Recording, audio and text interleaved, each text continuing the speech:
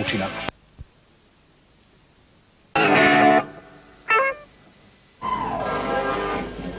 Ulica Pjesnika danas je bila prizorište utakmice uz koju zasigurno možemo staviti epitet ljepotice dosadašnjeg dijela prvenstva.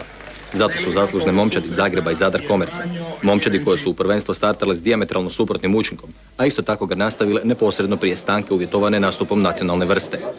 I dok su Zagrebaši loš početak neutralizirali igrama protiv Hajduka i Šibenika, Zadrani su s druge strane kompromitirali izvrstan početak s posljednja dva poreza, od kojih one u stanovima protiv Rijeke još nije preboljena.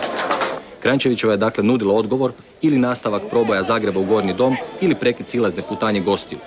Već samo otvorenje utakmice pretpostavljalo je golijadu jer je realizacija bila 100%.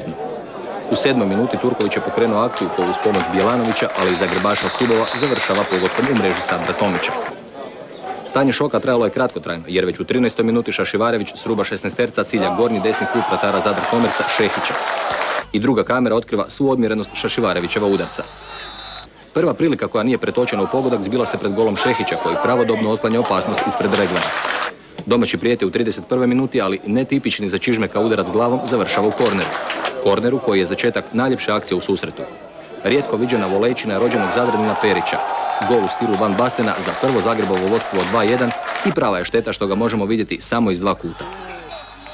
Baš kao ni Zadrovo vodstvo, niti Zagrebovo nije bilo od duljeg vijeka, a zato je zaslužan Jakša Krstulović koji u 36. minuti prebacio živi zid i lijepim pogodkom izjednačava rezultat. Na drugoj strani preslik Zagrebove akcije iz 17. minute jer su opet oči u oči Šehić i Regvar i opet je ishod isti. Ipak tren kasni, nakon udarca Šašivarevića, Regvar iz trećeg pokušaja postiže pogodak za Zagrebovo vodstvo od 3:2 i miran odlazak svojih suigrača na poluvrijeme. Drugo poluvrijeme također je počelo iznimno sadržajno, s pregršt prilika, s time da su do 60. minute mreže ipak mirovale. U 47. minuti Šašivarević je zamalo prekratak, a na drugoj strani Zagrebova obrana očito nije izvukla poluku kada se na slobodan udarac sprema Krstulović. Opet su samo dvojica domaćih u živom zidu, ali vratnica, Pranjićev promašaj i Božica Fortune bili su na Zagrebovoj strani. U sljedećem napadu Regvar je još jednom ispred Šehića, dobar, ali ipak nedovoljno dobar lob za pogodak.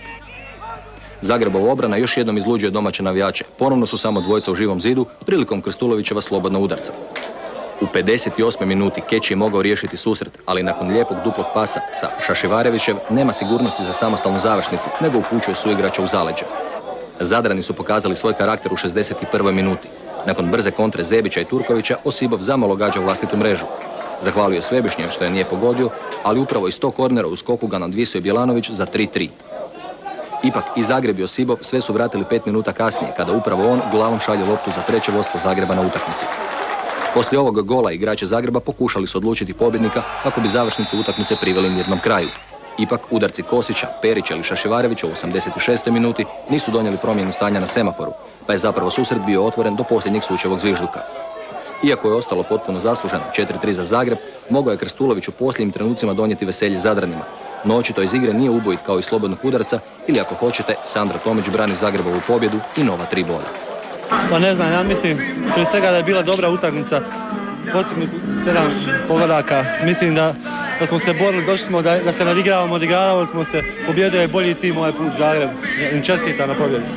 Pa gledajući sve ukupno, mislim da mi danas nismo trebali izgubiti ovu utakmicu. I u drugom polovine Zagreb imao svoje prigode koje je iskoristio, a mi smo još imali 3, čini mi se, 2 100% jednu polu priliku i nismo uspjeli ugurati u gol i normalno da je onda Zagreb dobio tu utakmicu.